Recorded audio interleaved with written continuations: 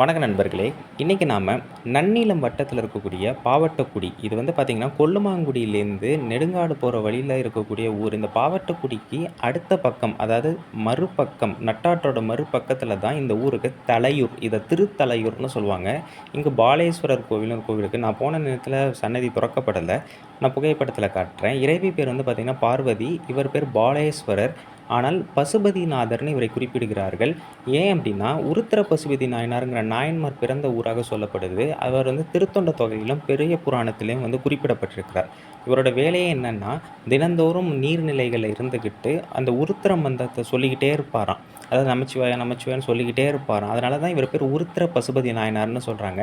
பின்னால வந்து நடராஜ பெருமானுடைய பாதத்திலே வந்து அவர் சிவபதம் அடைந்ததுனால, உருத்திர பசுபதி நாயனார் பொய்கை அந்த தவம் செய்தார் பார்த்தீங்களா, அந்த பொய்கை வந்து இந்த கோவிலோட தெற்கு பக்கத்தில இருக்கு. அதுதான் ஊரே. இன்னொன்னு இந்த ஊரோட பெரிய மைனஸ் என்ன அப்டின்னா, இந்த ஊர் வரதுக்கு கொஞ்சம் நீங்க ஆற்ற கடந்து வர மாரி இருக்கு. அதேமாரி பார்த்தீங்கன்னா, இந்த கோவில்ல உள்ள கல்வெட்டுகள்லாம் ரொம்ப சிதைஞ்சு போயிருக்கு. அதில ஒரே ஒரு கல்வெட்டு வந்து 3ஆம் குலோத்துங்கனோட கல்வெட்டு. இந்த ஊர வந்து எப்படி சொல்றாங்க அப்டின்னா, உயர்கொண்டார் வளநாட்டு, அம்பல் நாட்டு அந்த பகுதிய சேர்ந்த நாடு இது. அதேமாரி பாவட்டக்குடிக்கு பக்கத்தில உள்ள ஊருங்கிறதுனால, இது திருத்தலையூர் அப்படின்னு தான் குறிப்பிடுறாங்க. பாலேஸ்வரர் கோவில்னு இப்ப சொல்லப்படுது. ஆனால் இத வந்து பசுபதி உடைய நாயனார் கோவில் தான் இந்த கோவில்ல வந்து 3ஆம் குலோத்துங்கன் காலத்து கல்வெட்டு சொல்லப்படுது. ஒருவேள இது 3ஆம் குலோத்துங்கன் காலத்தில ஏற்படுத்தப்பட்ட கோவிலா?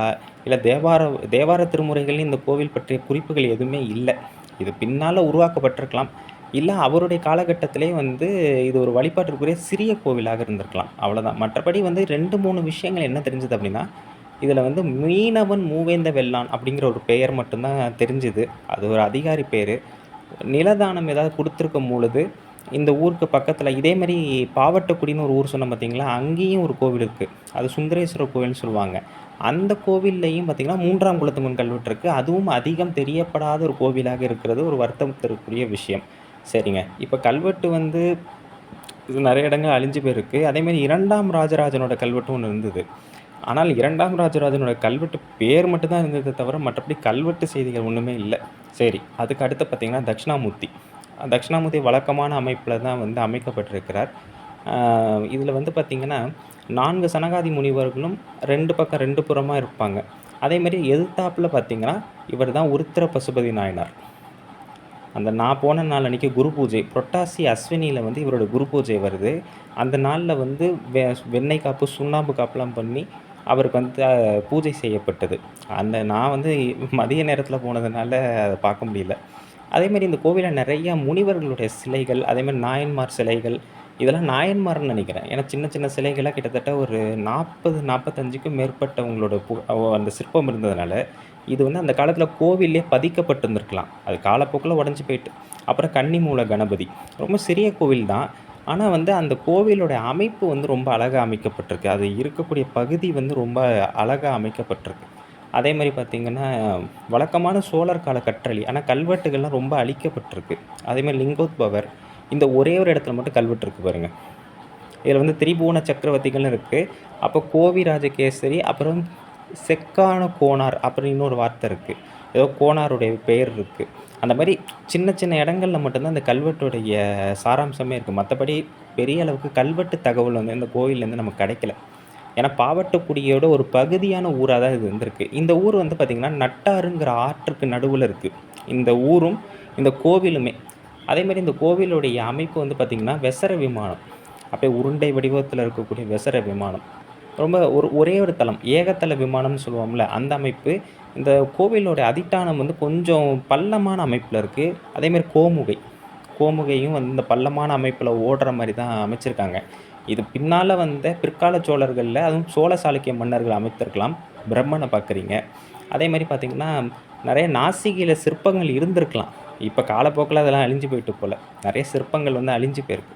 அதேமாரி இந்த கோவில்ல வந்து நெறைய சிலைகள் வந்து இப்ப பிரதிஷ்டை பண்ணதா தெரியுது. இப்ப பார்த்தீங்கன்னா, துர்க்கை அம்மனோட சன்னதில இப்ப பிரதிஷ்டை பண்ண மாரி இருந்தது. ஏன்னா பழங்கால சிற்பங்கள் வந்து இந்த மாரி இருக்காது. கொஞ்சம் வேறுபாடு இருக்கும். சண்டேஸ்வரோட சிற்பம்லாம் பார்க்கும்பொழுது சோழர் கால கட்டளை அமைப்புல தான் இருந்தது. அதுமாரி கோவில் இன்னும் கொஞ்சம் நல்லா பராமரிக்கலாம். ஓரளவு இப்ப வந்து குடமுழுக்கு வந்து இன்னும் கொஞ்ச நாள் நடக்க போறதா சொல்றாங்க.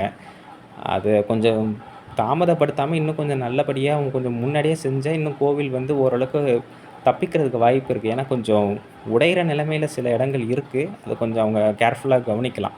ஏன்னா உங்களுக்கு பார்த்தாலே தெரிஞ்சிருக்கும். அதேமாரி பார்த்தீங்கன்னா, அந்த கோமுகை போறக்கூடிய வழிகள்லாம் பார்த்தீங்கன்னா, சின்ன சின்ன கற்கள போட்டு வச்சிருக்காங்க. அது நல்ல விஷயம் தான். ஆனா இந்த அளவுக்கு பராமரிப்பு இல்லாம இருக்கிறது கொஞ்சம் வருத்தமா இருக்கு. அது கொஞ்சம் கவனிக்கலாம். அதுமாரி அம்பாளோட சன்னதியில உள்ள கோமுகை, அந்த மாரி நெறைய இடங்கள் வந்து இந்த கோவில்ல வந்து பார்த்தீங்கன்னா, கொஞ்சம் பராமரிப்பு இல்லாம இருக்கு. அது கொஞ்சம் வருத்தமா இருக்கு. அதேமாரி இந்த கோவிலோட குளம், இந்த குளமும் பராமரிப்பு இல்லாம இருக்கு. சொல்றதுக்கு வருத்தமாவும் இருக்கு. அதே சமயம் இத செஞ்சா நல்லாயிருக்கும். சரி, இப்ப திருத்தொண்ட திருவந்தாதில இவர பற்றி, அதாவது உருத்திர பசுபதி நாயனார குறித்து என்ன சொல்றாங்கன்னா, "அந்தாள் புலல் தண்ணீர் நல்லும் பகலும் நின்றாதரத்தால் உந்தாத அன்போடு உத்திரஞ் சொல்லிக் கருத்தமைந்த பைந்தார் உத்திர பசுபதி தன்னர் பதி வயற்கே நந்தார் திருத்தலையூரென்றுரை பரிந்துரை நானூலேத்தே" அப்படின்னு சொல்றாங்க. அப்ப என்ன அப்படின்னா, இந்த கோவிலோட இறைவனை நோக்கியே அவர் என்ன பண்ணியிருக்காரு, அந்த பொய்கையில தினமும் உட்காந்துட்டு உருத்திர மந்திரம் சொல்லிட்டு இருந்திருக்காரு. அப்படி சொன்ன இடம் தான் இந்த திருத்தலையூர் அப்படின்னு குறிப்பிட்றாங்க. அதேமாரி இந்த கோவில்ல வந்து பார்த்தீங்கன்னா, நெறைய கழுவடி லிங்கம் இருக்கு. அதேமாரி பார்த்தீங்கன்னா, சாஸ்தா படத்தில பார்க்குறது சாஸ்தா. அதுமாரி பைரவர், அதுக்கப்புறம் வந்து சனிதேவருக்கு வந்து ஒரு சின்ன அமைப்பில வைத்திருக்காங்க. எல்லாமே வந்து பார்த்தீங்கன்னா, மேற்கு பக்கம் அதேமாரி வந்து சந்திரன், எல்லாமே மேற்கு பக்கம் பார்த்தவாறு இருக்காங்க. அதுமாரி இது ஏதோ ஒரு குறுநில மன்னர்ன்னு நெனைக்கிறேன். யாருன்னு தெரியல. அதுமாரி கழுவடி லிங்கங்களும் காணப்படுது. இதுதாங்க கோவிலோட அமைப்பு. கோவிலோட நான் அன்னைக்கு குரு பூஜை அன்னைக்கு போனதுனால, அன்னைக்கு தான் வேலைகள்லாம் செஞ்சுட்டு இருந்தாங்க. அந்த லைட்லாம் அமைச்சுட்டு இருந்தாங்க.